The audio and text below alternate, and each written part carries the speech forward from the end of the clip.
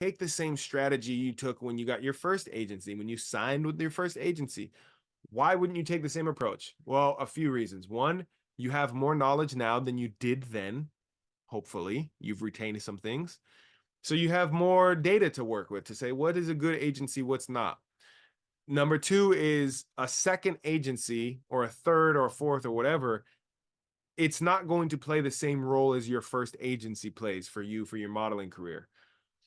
There's different criteria, is what I'm getting at here. So when you went with your first agency, it was probably a matter of proximity, right? Proximity and willingness.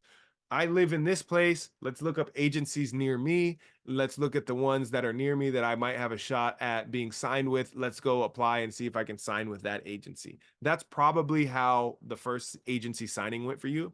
This one should be different. You're more skilled, you have confidence, you have proof of evidence behind you that says, hey, I can do this thing in this industry as an expert. Now you have a lot more clout and you have more reach. So you've got your portfolio, you got some shots, you got all this skill set that's marketing for you on your behalf. You're on an agency website already, really good sign for other agencies. So the criteria is different. You